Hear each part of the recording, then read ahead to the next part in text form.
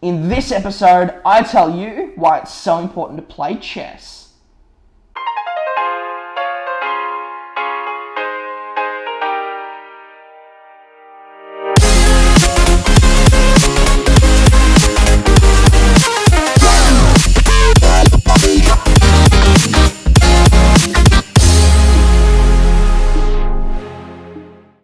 Hello and welcome to episode 13 of Real Estate TV. I am pretty excited to bring you this one. In today's episode, we're going to be talking about whether it's a good idea to live in your first home or whether it's a bad idea.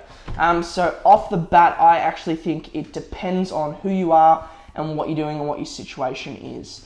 There are some pretty cool initiatives and grants in place to incentivize you living in your first one. But if it's not the right thing for you, it's still not the right thing for you. I know this might seem like some obvious advice, but I think it's worth having the discussion anyway. And so what I mean by all that is, well, to be honest with you, I decided to live in my first one. And the reason that I did that is because I wanted to take advantage of the $10,000 first homeowners grant and the stamp duty concession. And you can only take advantage of those things when you live in it. If you don't live in it, then you're technically an investor, not a first home buyer. Now, you can still retain those grants if you don't live in them.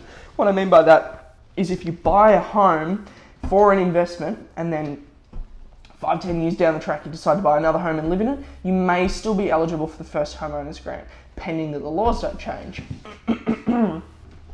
So it's not the end of the world by no means. But the reason that I decided to live in mine is because I wanted to take advantage of the first homeowners grant and the stamp duty concessions, as I just said. I was renting at the time as well. So I was already paying, I don't know, where was I living?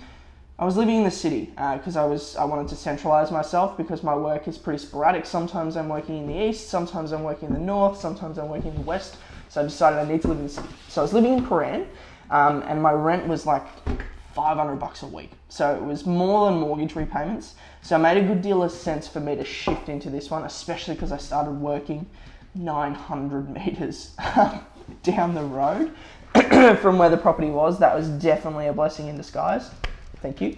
But it doesn't work for everyone. And the specific audience that I'm thinking of is anyone who's a business owner. So to be honest with you, just after I shifted into this, well, not just after, maybe 3 months after shifting into this, I decided that what I wanted to do was start my own business selling shampoo and beard oil and body wash specifically targeted towards men. And I'm going to plug that here if you want to buy some. It's in this little box that I've drawn with my hands and then drawn with the software on the computer. Go and buy some shampoo. But the point that I'm making is I wanted to start my own business. And all of a sudden, all my cash was tied up in a mortgage and a car loan. Now, these are my own decisions and my own fault, so I just need to be a little bit patient, obviously. But if I was living at home, I would have been able to funnel all of my money into social media marketing and outreach events, and I wouldn't have had to have my cash tied up in a mortgage. So in that case, it would have been better off for me to buy this as an investment, stick an investor in it. But I'd already made my bed and I now have to sleep in it, which is totally okay. I don't regret moving into this at all. It's actually been a very cool experience for me specifically because I sell property for a living. I think it's good for me to live in a townhouse. So next time I start selling townhouses again, I actually know what it's like and I can tell people honestly that it's actually a really good lifestyle. Whereas in the past, I was guessing based on having done tons and tons of walkthroughs. So yeah, no regrets at all. But that's what I think, to be honest with you. If you have any ambition to start your own business, don't live in your first one. Or maybe there's something else that you have an ambition to do.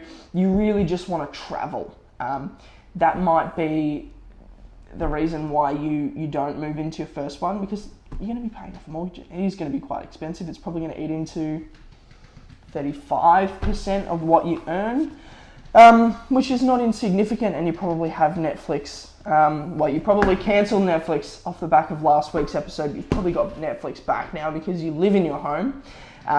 So you probably have some other bills as well, and it might impede your ability to to travel. Now, I will be moving out of this at the end of the 12-month period, and then it will become an investment.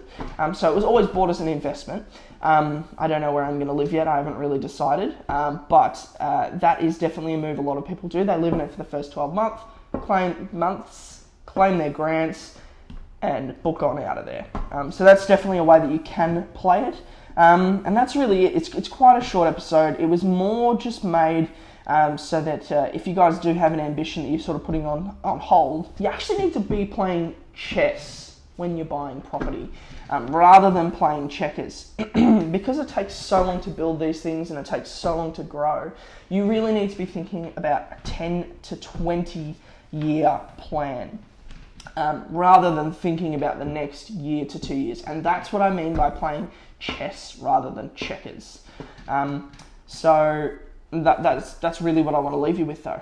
Hey guys, thank you so much for watching. I had a lot of fun filming this episode as always. If you've enjoyed it, do what you do. Subscribe, like, comment, share it around, hire a billboard, advertise it there, whatever you'd like to do. And I will see you in episode 14. See you guys.